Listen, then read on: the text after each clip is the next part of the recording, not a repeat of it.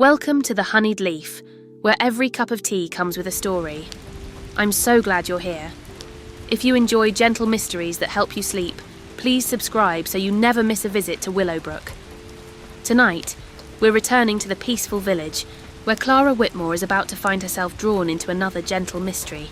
Before we begin, find a comfortable position, close your eyes if you'd like, and let yourself relax. There's nowhere you need to be, nothing you need to do. Just let the story carry you peacefully towards sleep. Now, let's visit Willowbrook together. Late October brought a special kind of magic to Willowbrook.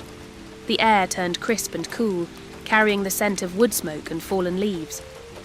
The village green was covered in a carpet of gold and crimson, and everywhere Clara looked, she saw preparations for the autumn festival.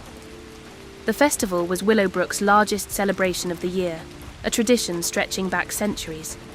It marked the end of harvest season, a time to be grateful for abundance and to prepare for winter. The entire village participated, and the honeyed leaf played an important role. Clara stood in her shop, reviewing her plans for the festival. She would provide hot cider and special autumn teas for the celebration. She'd been experimenting with blends for weeks: apple and cinnamon, orange and clove, chai with extra ginger for warmth. Each one captured the essence of autumn in a cup. The shop was busy this morning with customers discussing the upcoming festival. Mrs. Pembroke sat at her usual table, knitting something orange and black. "For the festival decorations," she explained when Clara brought her Earl Grey. "We're doing pumpkins and autumn leaves this year. Very traditional. Have you heard about the costume competition?" Mrs. Pembroke continued. "It's a new addition this year. Eleanor Hartwell suggested it. She thought it would be fun for both children and adults. Nothing too frightening, of course. More harvest themes and historical costumes." "That sounds lovely," Clara said. She'd been thinking about what to wear herself. Perhaps something simple like a Victorian tea shop proprietor. That would be appropriate and not require much effort. "Is there a prize?" "A trophy and a hamper from the village shops. I believe your shop is contributing some teas." Clara had indeed prepared a festival hamper. Her autumn blends, some honey from a local beekeeper, homemade biscuits, and a vintage teapot she'd found at an antique shop. It would make a lovely prize. The bell above the door chimed, and Sophie Hartwell rushed in, looking excited. "Clara, have you heard? The most wonderful thing has happened." Sophie settled at a table, and Clara brought her a pot of jasmine tea. "Tell me," Clara said, sitting down. "What's happened? You know how we're having the festival on the village green as always? Well, yesterday some workers were setting up the stage. They needed to dig post holes for the framework, and they found something buried. A metal box, quite old, sealed with wax." Clara felt that familiar flutter of interest. Another buried box, like Charlotte Ashford's at the chapel ruins. "What was in it?" "We don't know yet. Aunt Eleanor has it at the manor. She wanted to wait until we could all be there to open it. She's invited you, Beatrice, Margaret, Emma, and me to come this afternoon. Will you come?" "Of course," Clara said immediately. "I wouldn't miss it." That afternoon, Clara closed the shop early and walked to Hartwell Manor. The others were already gathered in Eleanor's conservatory. The metal box sat on the table, cleaned of dirt, but still showing its age. It was perhaps a foot long and 8 inches wide, with a simple clasp. "I'm so glad you could all come," Eleanor said. "I thought, given our track record of finding interesting things, we should open this together." "Do we know anything about when it might have been buried?" Beatrice asked. "The workers said it was about 3 feet down. That suggests it's been there for quite some time. Decades at least, possibly longer."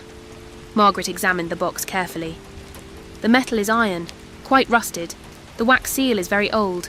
I'd guess this is from the 1800s, possibly early 1900s at the latest." "Should we open it?" Emma asked, excitement in her voice. Eleanor carefully broke the wax seal and opened the clasp. The lid came up with a creak. Inside, wrapped in oilcloth that had largely disintegrated, were several items: a small leather journal, some papers, and something wrapped in cloth. Eleanor lifted out the journal first and opened it carefully. The first page bore an inscription: "The record of the Willowbrook Autumn Festival, kept by Thomas Ashworth, Festival Master, 1878 to 1902.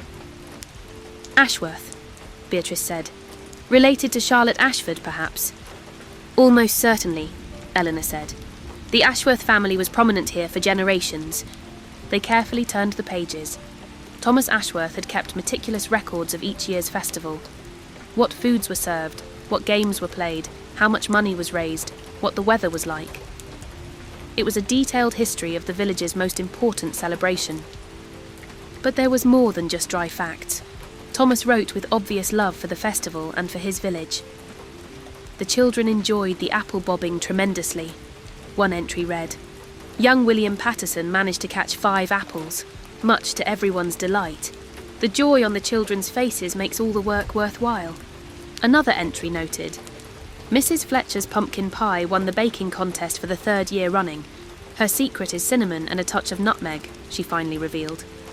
"Though I suspect the real secret is the care and love she puts into everything she does." Clara smiled at that. Thomas Ashworth understood something important, that celebrations weren't just about the events themselves, but about the care and community they represented. "Look at this," Sophie said, pointing to an entry from 1892. "He mentions a tradition I've never heard of." The entry read, "This year we revived the old custom of the gratitude jar. Each person wrote what they were grateful for on a slip of paper and placed it in the jar. At sunset, we read them aloud, not revealing who wrote what. It was quite moving to hear everyone's thankfulness. Some were grateful for good harvests, others for family health, still others for simple things like a warm fire or a kind neighbour. It reminded us all of the abundance we share, not just of food, but of community and care. I hope this tradition continues for many years." "That's beautiful," Margaret said softly. "I wonder why it stopped." "Perhaps it was forgotten," Beatrice suggested. "Like so many traditions, it simply faded away when the person who organised it was no longer there." Eleanor unwrapped the cloth bundle. Inside was a glass jar, old but intact. And inside the jar were dozens of small folded papers. "The gratitude notes," Clara breathed. "He saved them." They carefully opened the jar. The papers were yellowed and fragile, but the ink was still legible. They took turns reading them aloud. "I am grateful for my children's laughter. I am thankful for the kindness of neighbours during my illness. I give thanks for the harvest that will see us through winter. I am grateful for the village that feels like family." Each note was a small window into the past, a moment of thankfulness preserved across more than a century. Some were serious, some were sweet, some were simple. "I am thankful for Mrs. Marsh's excellent scones. I am grateful that my son returned safely from his travels. I give thanks for sunny days and warm fires." As they read, Clara felt increasingly moved. These were real people living real lives, experiencing joys and sorrows, feeling grateful for both extraordinary and ordinary things. And someone, Thomas Ashworth, had cared enough to preserve their gratitude. "We should revive this tradition," Eleanor said firmly. "For this year's festival, let's bring back the gratitude jar." Everyone agreed immediately. It was a perfect way to honour the past while creating something meaningful in the present. "But there's something else in the box," Emma noted. Eleanor pulled out the remaining papers. They were letters, all addressed to Thomas Ashworth, all thanking him for his work organising the festival. "You create such joy for our village," one letter read. "The festival is the highlight of our year, and we are grateful for your dedication to making it special." Another said, "My children talk about the autumn festival for months afterward. The memories you help create are precious beyond measure." Thomas had kept these letters, Clara realised, not out of vanity, but perhaps to remind himself why the work mattered. On difficult days, he could read them and remember that his efforts made a difference. "He buried this box deliberately," Margaret said thoughtfully. "Right where the festival is held, as if leaving a message for the future." "What message do you think he was sending?" Sophie asked. Clara thought about it. Perhaps that festivals like this one matter, that celebrating together, expressing gratitude, creating joy for the community, these things are worth preserving. That we should remember what came before and continue those traditions. "I think you're right," Eleanor said, "and I think we should honour his message by not just reviving the gratitude jar, but by creating something new to bury as well. A time capsule for future generations, continuing what Thomas started." The idea took hold immediately. They began planning right there in the conservatory. They would create a new box to bury at this year's festival. It would contain records of the current celebration, photos, descriptions of activities, and a new gratitude jar with this year's notes. "We should include a letter," Beatrice suggested, "explaining what we found, what we learned from Thomas's box, and why we're continuing his tradition." "And we should display Thomas's box and journal at the festival," Emma added, "so everyone can see what we discovered and understand the history they're part of." The planning session continued for hours. By the time Clara walked back to the honeyed leaf that evening, the festival had taken on new meaning. It wasn't just a celebration anymore.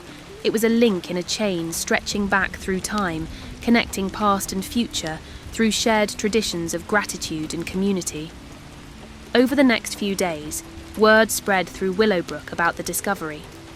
People were fascinated by Thomas Ashworth's journal and excited about reviving the gratitude jar tradition. The festival, already anticipated, now carried an extra layer of significance. Clara found herself thinking about what she was grateful for.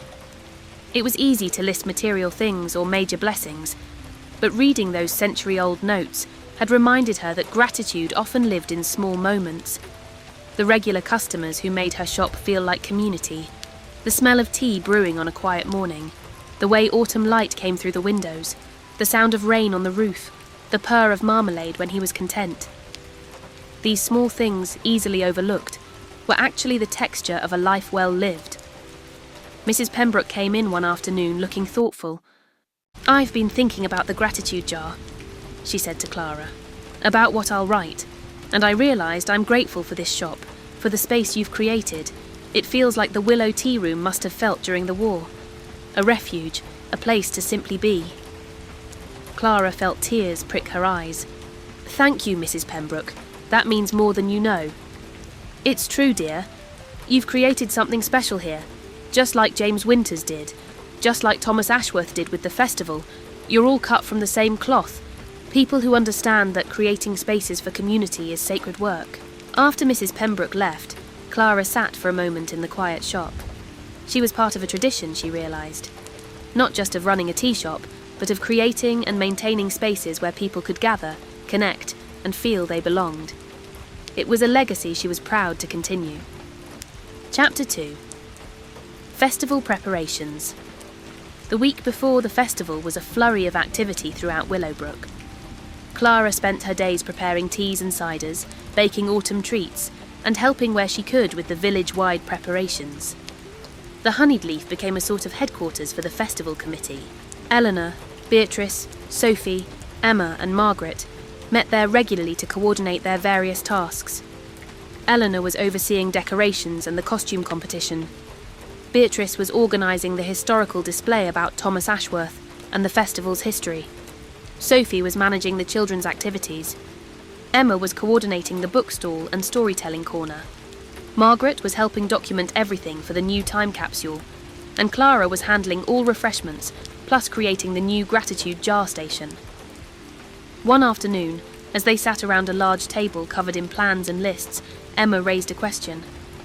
"Should we try to find out more about Thomas Ashworth himself? We know about his work with the festival, but what was he like as a person?" "That's a wonderful idea," Beatrice said. "Let me check the archives. There might be more information about him." The next day, Beatrice appeared at the honeyed leaf with a folder of materials. "I found quite a bit," she announced. "Thomas Ashworth was Charlotte Ashford's brother, older by about 10 years. He was a merchant, quite successful, and very involved in village affairs. After Charlotte died and left her house to become the library, Thomas continued to support the village in various ways. The festival was his particular passion. He took it over as festival master in 1878 and ran it for 24 years. He died in 1903, just a year after his last festival. He never married, devoted his life to his business and to community service."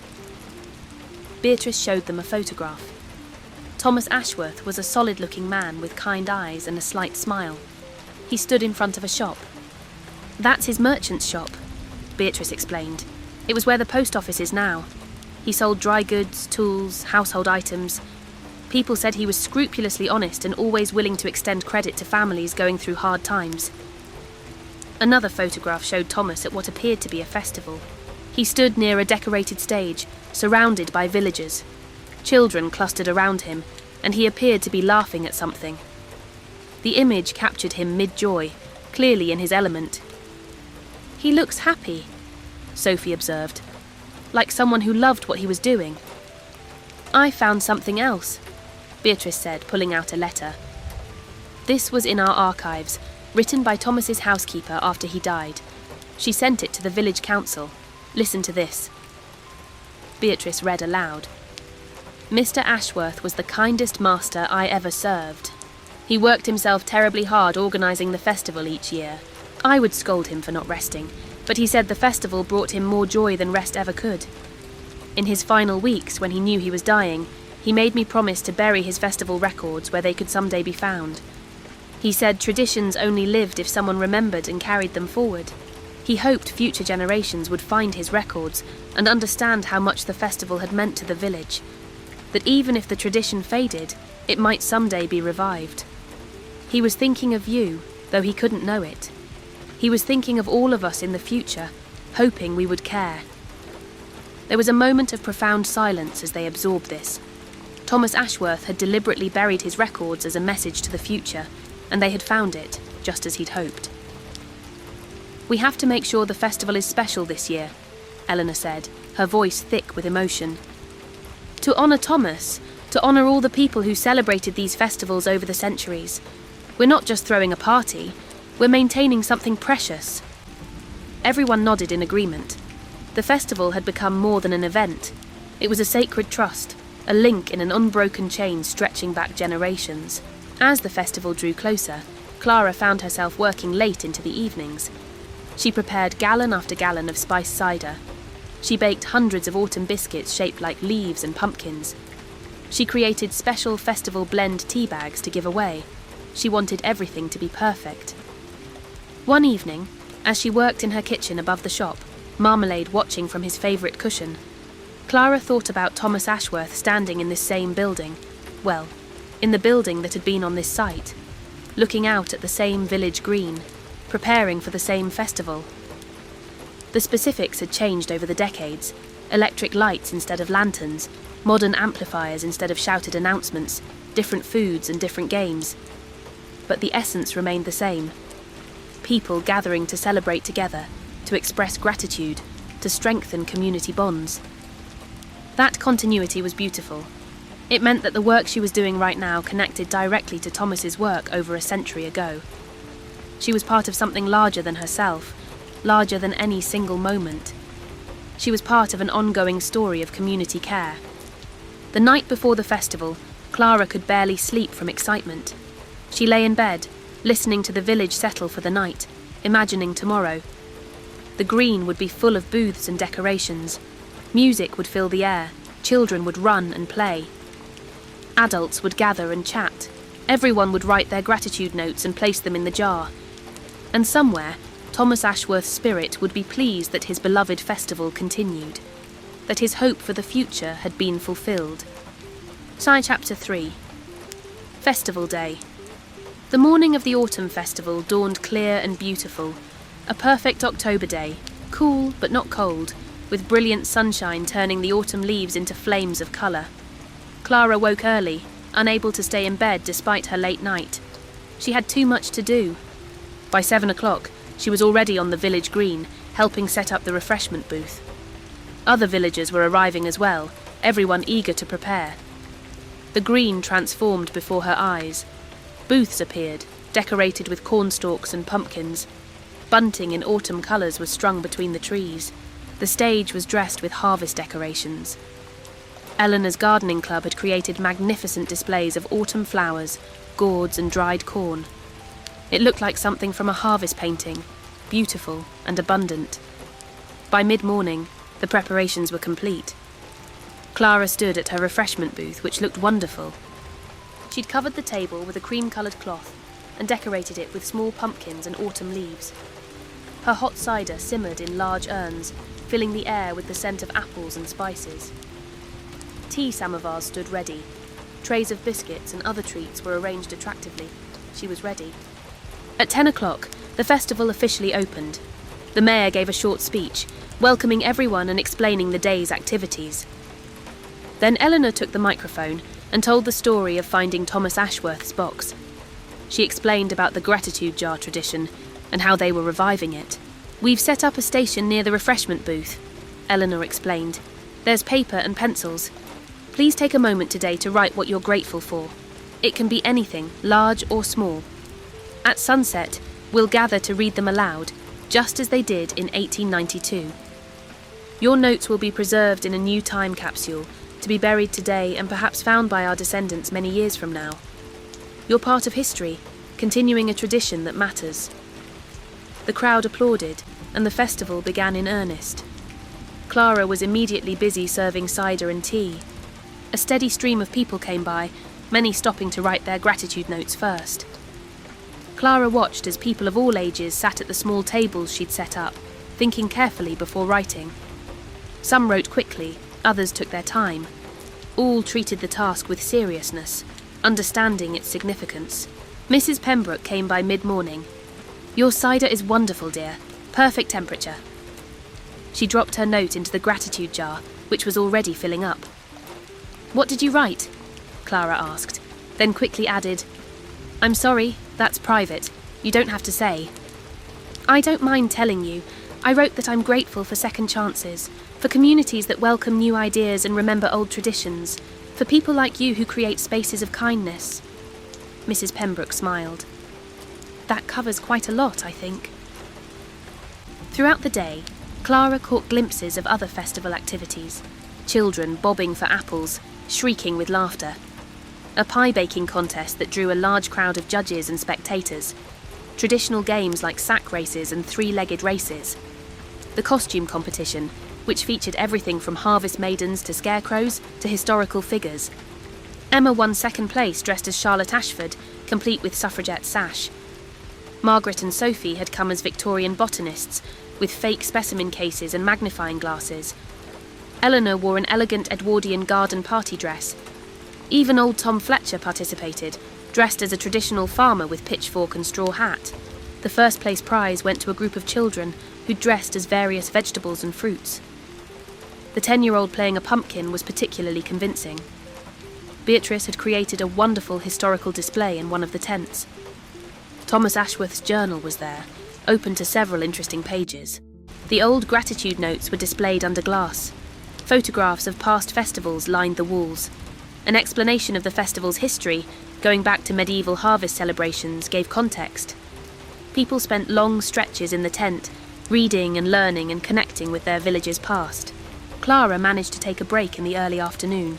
She walked around the green, taking in the whole scene. The sounds of laughter and conversation, the smells of festival food, the sight of her neighbours enjoying themselves. This was what Thomas Ashworth had worked for. This joy, this community, this celebration. She stopped at the gratitude jar station to write her own note. She thought carefully about what to say. So much to be grateful for. Finally, she wrote simply, "I am grateful to be part of this village, this community, this ongoing story. I am thankful for the people who came before and preserved these traditions, and I hope those who come after will feel the same gratitude and continue the work of creating joy together." She folded her note and placed it in the jar, which was now nearly full. As the afternoon wore on, Clara returned to her booth to handle the afternoon rush. People wanted hot cider and tea to warm up as the temperature dropped with the setting sun. She worked steadily, serving and chatting, feeling pleasantly tired but deeply content. This was a good day. This was meaningful work. As sunset approached, Eleanor announced it was time for the gratitude reading. Everyone gathered near the stage. The gratitude jar was brought forward, now overflowing with folded papers. Eleanor, Beatrice and Sophie would take turns reading them aloud. Clara found a spot where she could see and hear clearly. The reading began. "I am grateful for my family's health. I give thanks for the autumn harvest and the beauty of the changing season. I am thankful for good neighbours who help without being asked. I am grateful for this village that feels like home. I give thanks for second chances and new beginnings. I am thankful for traditions that connect us to our past. I am grateful for simple pleasures, warm fires, good books, cups of tea. As the notes were read, Clara looked around at her neighbours' faces. She saw Mrs. Pembroke wiping tears, old Tom Fletcher nodding in agreement, Emma and Margaret holding hands, Eleanor smiling with satisfaction, Sophie looking thoughtful. Everyone was moved by this simple act of shared gratitude. The notes continued. Some were profound, others were playful. Some expressed gratitude for big things, others for small. But all of them mattered. Each one was a moment of recognition that life, despite its challenges, held things worth celebrating. I am grateful for Clara's tea shop, where I always feel welcome. Clara felt tears sting her eyes when that one was read. Someone was grateful for the honeyed leaf. Someone had felt welcomed there. Her work mattered to someone enough to include it in their gratitude. It was humbling and deeply affirming. I give thanks for festivals like this, that bring us together and remind us we're community. I am grateful for the people who organise this festival and make it possible. I am thankful for the history of this village and for being part of its present. I give thanks for autumn, for harvest, for abundance in all its forms. The reading took nearly an hour. When it ended, there was a long moment of silence. Then, spontaneously, people began to applaud. Not for the readers, but for themselves, for each other, for the community they'd created together. The mayor stepped forward. We'll now seal these gratitude notes in the new time capsule, along with the other items we've collected. Photos from today, a programme of events, letters we've written to the future, a copy of Thomas Ashworth's journal, and a letter explaining what we found and why we're continuing his tradition. This capsule will be buried right here, where Thomas buried his, marked so that perhaps, in another century or so, someone will find it and understand what this day meant to us. A ceremony followed. The time capsule, a sturdy waterproof container, was shown to everyone. The gratitude notes were placed inside, along with all the other materials. It was sealed officially. Then a small group, including Clara, helped carry it to the spot that had been prepared. A hole, 3 feet deep, right at the edge of the green. The capsule was lowered carefully. Eleanor said a few words. To whoever finds this, greeting from October 2025. We hope you live in a peaceful time. We hope Willowbrook still exists and thrives. We hope you understand that we were people like you, living our lives, caring for each other, trying to create meaning and joy. We hope you continue the traditions we've maintained and create new ones of your own.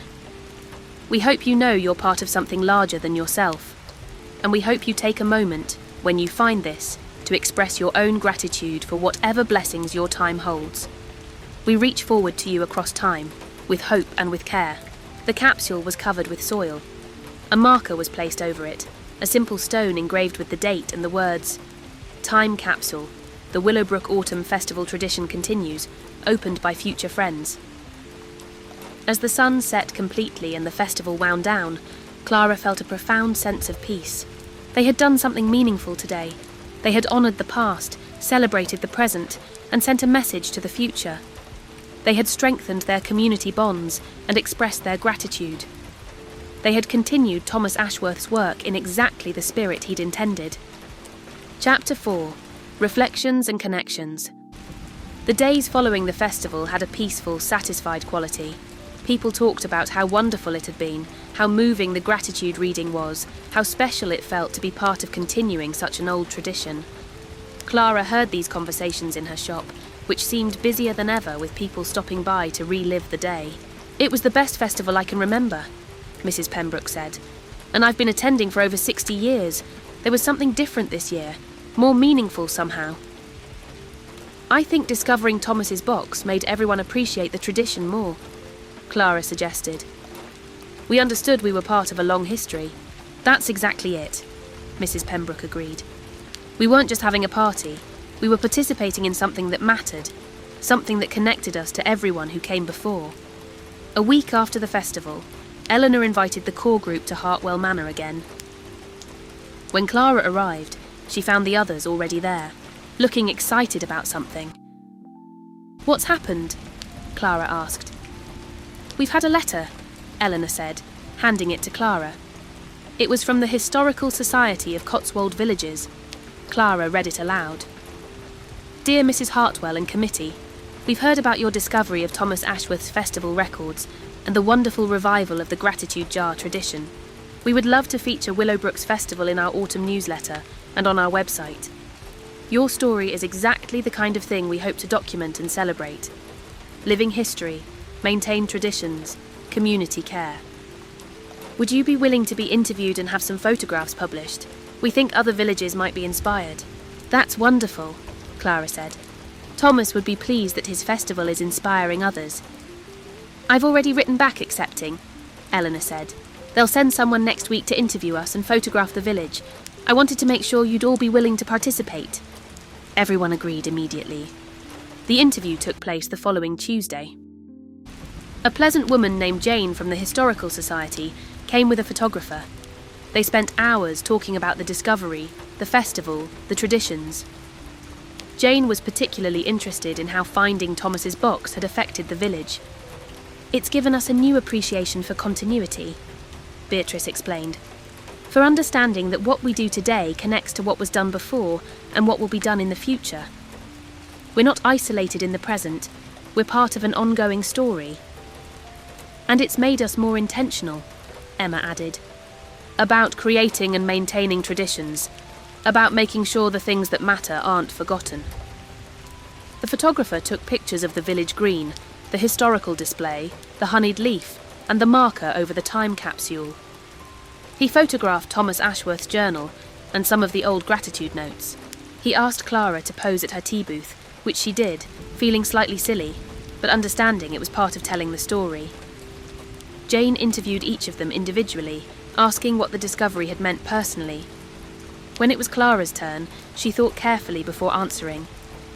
"I think finding Thomas's records reminded me that the work I do every day matters," Clara said. "Running a tea shop might seem small or unimportant. But Thomas showed that creating spaces for community, maintaining traditions, organising celebrations, these things have real value. They're worth doing with care and dedication.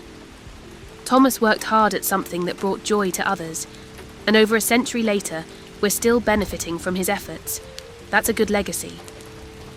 Jane smiled. "That's beautifully put. I think a lot of people will resonate with that." The article was published 3 weeks later. It was comprehensive and beautifully written, with excellent photographs. It told Thomas's story, explained the discovery, described the festival, and highlighted how traditions could be maintained and revived. The response was immediate. Letters and emails poured in from other villages, asking for advice on starting their own gratitude jar traditions. Several historical societies reached out wanting to know more.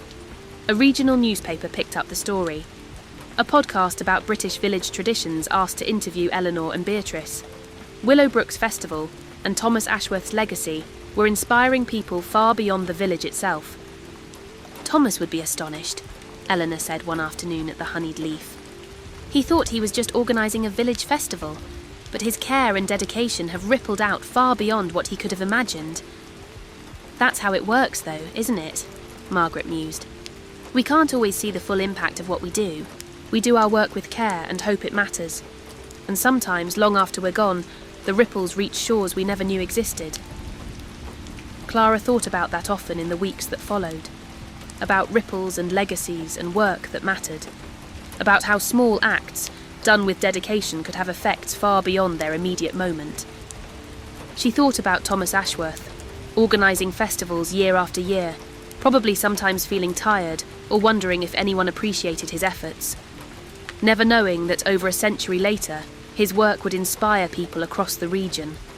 Never knowing that his buried records would be found and cherished. But he'd done the work anyway. Because it mattered to him, because he loved his village, because he believed in the value of celebration and community. That was the lesson, Clara realised. You didn't do meaningful work for recognition or reward. You did it because it needed doing, because you could do it, because it aligned with your values. And if, someday far in the future, someone appreciated it or was inspired by it, that was a gift. But it wasn't the reason for doing it. The work itself was the reason. As November arrived and autumn deepened toward winter, Clara found herself feeling more grounded than ever before. She understood her place in Willowbrook now. Not just as a tea shop owner, but as a keeper of traditions, a creator of community spaces, a link in a long chain of people who'd cared for this village. She was continuing what James Winters had done with the Willow Tea Room, what Thomas Ashworth had done with the festival, what Eleanor Ashworth had done in creating the library, what Charlotte Ashford had done with her secret library, what Agnes Hartwell and Catherine Thornbury and Mary Henderson had done with their gardens and remedies. All of them working quietly, creating value, passing on knowledge, maintaining traditions. All of them part of the same essential work of building and sustaining community. One chilly November evening, as Clara was closing the shop, she looked out at the village green. The festival booths were long gone, the decorations taken down, but the marker over the time capsule remained, reminding anyone who passed of what had been buried there, of the gratitude and hope that had been preserved for the future. She thought about what she'd written in her gratitude note, about being thankful to be part of the ongoing story, and she realised she should add something to that. She was also grateful for the responsibility of it, for the privilege of being trusted to maintain traditions, to continue work that mattered, to be part of something larger than herself. That was a gift, even when it was demanding, even when it meant long hours and hard work. It was a gift to be part of a community that valued tradition and care. Marmalade meowed from his cushion, reminding Clara that it was past his dinner time, and philosophy was all well and good, but food was more important. Clara laughed and locked the door, heading upstairs to feed her impatient cat. Tomorrow would bring more customers, more tea to brew, more conversations to have. The daily work of maintaining the honeyed leaf, of serving the community, of being part of Willowbrook's ongoing story. And she was grateful for all of it. Chapter 5. Winter preparations and new traditions. As November progressed toward December, Clara began thinking about winter traditions. The autumn festival had shown her the power of maintaining and reviving old customs. Were there winter traditions in Willowbrook that had been lost or forgotten? She decided to investigate. Her first stop, as always, was Beatrice at the library. Winter traditions? Beatrice mused when Clara asked. Let me look through our archives. I know there used to be various Christmas customs, and probably some related to the winter solstice. Give me a few days. 3 days later, Beatrice appeared at the honeyed leaf with a folder of materials. I found several interesting things, she said, settling at a table with the tea Clara brought her. There was a tradition called the Winter Gathering. It was held on the longest night of the year, the winter solstice. People would gather in the evening, bring candles, share warm drinks and food, and tell stories. It was partly practical, a way to mark the turning point of the year, the moment when days would start getting longer again. But it was also about community, about coming together during the darkest time of year and sharing light and warmth. That sounds lovely, Clara said. When did it stop? Sometime in the early 1900s, it seems. It merged with Christmas celebrations and eventually was forgotten as a separate tradition. But there are records of it going back centuries. It was clearly important to the village. Should we revive it? Clara asked. Like we did with the gratitude jar. I think we should, Beatrice said, especially given everything we've learned about the value of maintaining traditions, and the winter solstice is only a few weeks away. They brought the idea to the now regular gathering of Eleanor, Sophie, Emma and Margaret. Everyone loved it immediately. We could hold it here at the honeyed leaf, Clara offered. It's the perfect size for a gathering, and it has the right atmosphere. We could ask people to bring candles and share stories, Sophie suggested, about winter memories, about what light and warmth mean to them. We could serve hot cider and winter teas, Emma added. Make it feel cosy and special. I can research the historical details, Margaret offered.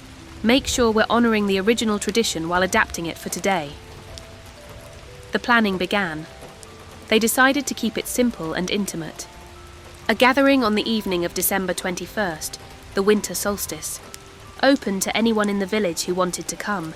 Candles and storytelling, warm drinks and simple food. A moment to pause in the busy holiday season and mark the astronomical turning point of the year.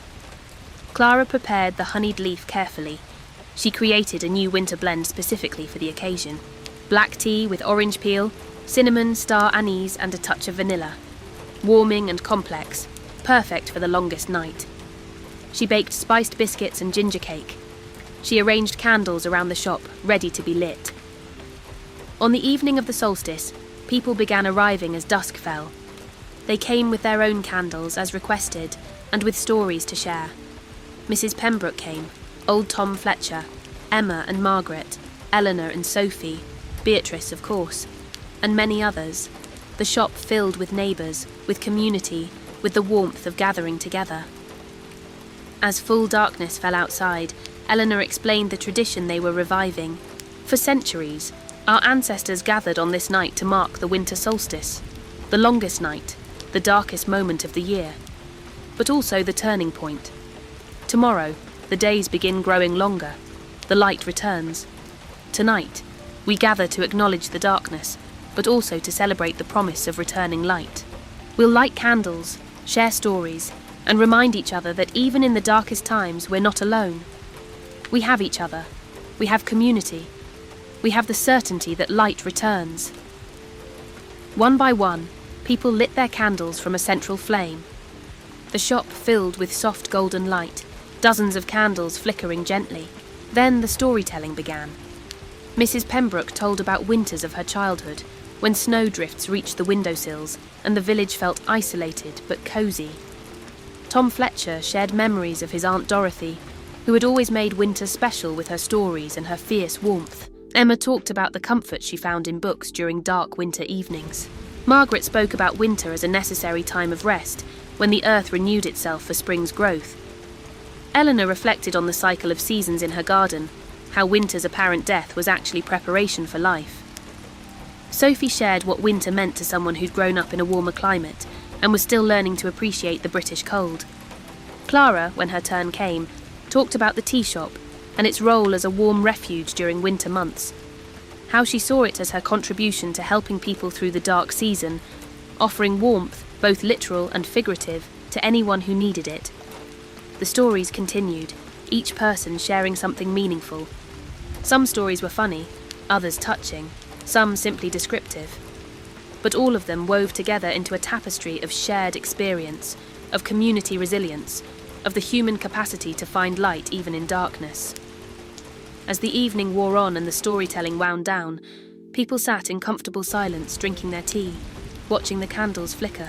Outside, the longest night deepened, but inside the honeyed leaf, all was warmth and light and fellowship. "This is what Thomas Ashworth understood," Beatrice said quietly. "That gathering together, creating traditions, marking important moments. This is how we build resilient communities. This is how we help each other through difficult times. By creating rituals that remind us we're not alone." Clara looked around at her neighbours, at these people who'd become so dear to her over the past year. This village had welcomed her, included her, allowed her to be part of something meaningful. She was grateful beyond words. As people began to leave reluctantly, back into the cold night, they thanked Clara for hosting, for creating the space, for continuing the tradition. Many said they hoped it would become an annual event. Clara assured them it would. This was too special, too meaningful to do just once. After everyone had gone and Clara was cleaning up, she stood in the quiet shop surrounded by candles still burning. She thought about the year that had passed, the mysteries solved, the traditions revived, the connections made. The garden book, the missing journals, Charlotte's library, Eleanor's owl, the lost letter, and now Thomas Ashworth's festival records. Each mystery had taught her something about legacy, about preservation, about the importance of maintaining what matters. And now, with the winter gathering, she was actively creating new traditions while honouring old ones. She was part of the ongoing work of building and sustaining community. It was work she'd never imagined doing when she'd left London to open a tea shop in a small village. But it was work she loved. work that felt meaningful in ways her corporate job never had. She extinguished the candles one by one, watching each small flame disappear. But their warmth remained, the glow they'd created lingering in her memory. That's how traditions worked, she realised. Individual moments of gathering and celebration. Each one ending, but each one contributing to an ongoing warmth that sustained the community through all seasons. The next morning dawned bright and clear. The winter solstice had passed. The days would grow longer now, light returning slowly but surely. Clara opened the honeyed leaf to find several customers already waiting. Word had spread about the winter gathering. People who hadn't been able to attend wanted to hear about it, wanted to make sure they'd be included next year. It was beautiful, Mrs. Pembroke told newcomers. A perfect way to mark the solstice. I hope it becomes a permanent tradition. I think it will, Clara said. Willowbrook is good at maintaining traditions that matter. We've proven that this year. As December continued and Christmas approached, Clara found herself reflecting on the year's journey.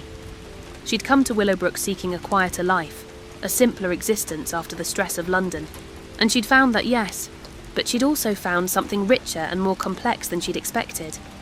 She'd found community in the deepest sense, a village that valued its history, maintained its traditions, welcomed newcomers, and worked together to create meaning. She'd found her place in an ongoing story much larger than herself. She'd learned about the women and men who'd come before her, who'd done similar work in different ways. James Winters with his tea room, Thomas Ashworth with his festival, Charlotte Ashford with her library, Eleanor Ashworth with her love of nature, Agnes Hartwell and the gardeners who'd followed her, all of them creating legacies through care and dedication. And now Clara was part of that tradition, contributing her own chapter to Willowbrook's story, maintaining the honeyed leaf as a space of refuge and community, helping to revive old traditions and create new ones, working quietly, as they all had, trusting that it mattered even if the full impact would only be seen in the future. On Christmas Eve, as Clara closed the shop for the holiday, she looked out at the village green, now covered in fresh snow. The festival marker was barely visible, blanketed in white. The time capsule beneath it held its secrets, waiting patiently for the future. Someday, perhaps in another century, someone would find it. They'd read the gratitude notes, look at the photographs, understand something about life in Willowbrook in 2025. They'd know about the people who'd lived here, who'd cared about community, who'd worked to maintain traditions and create meaning. And perhaps they'd be inspired to do the same in their own time. That was the hope Thomas Ashworth had expressed when he buried his box. That was the hope they'd expressed in burying the new time capsule, that the work of building community, of caring for each other, of creating traditions that matter, that this work would continue, generation after generation, each adding their own contribution to an ongoing legacy of care. Clara locked the door and headed upstairs, where Marmalade waited, and a quiet Christmas Eve beckoned. Tomorrow would be Christmas, a day of rest and celebration. Then the shop would reopen, regular life would resume, and the daily work would continue. Serving tea, fostering conversation, maintaining space for community, small work perhaps in the grand scheme of things, but meaningful work, essential work, work that connected her to everyone who'd done similar work before and everyone who would do it after. She was part of something larger than herself, and that was a profound gift. As snow continued to fall softly on Willowbrook, covering everything in peaceful white, the village settled into winter's rest. In the honeyed leaf, the candles from the winter gathering were stored carefully, ready for next year. The autumn blend gave way to winter spices. The memories of the festival were treasured and would be shared for years to come. And Clara Whitmore, keeper of traditions and creator of community, prepared for whatever the new year would bring. More mysteries to solve, perhaps. More traditions to discover and revive. More connections to make and maintain. More tea to brew and serve. More moments of care and kindness to offer.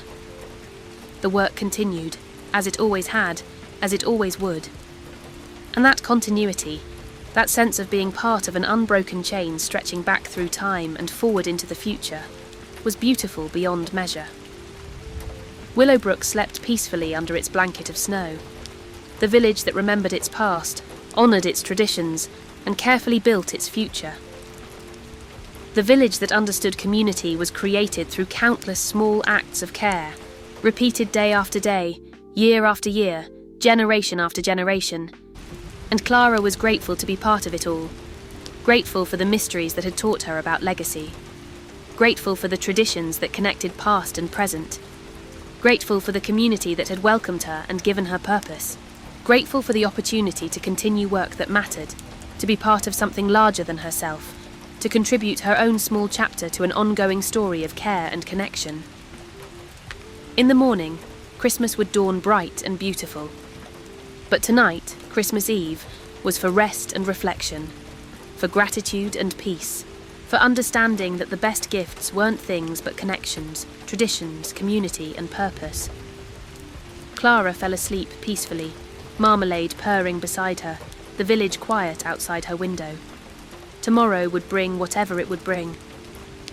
But tonight all was well, all was as it should be, all was peaceful in Willowbrook, where mysteries were gently solved and traditions carefully maintained, where tea shops offered refuge and festivals brought joy, where the past and present lived side by side in harmony, where community was built through daily acts of care, where everyone had a place and a purpose, where legacies were created not through fame, but through faithful service, and where Clara Whitmore had found her home and her calling, keeper of the honeyed leaf, reviver of traditions, solver of gentle mysteries, member of a community, part of an ongoing story.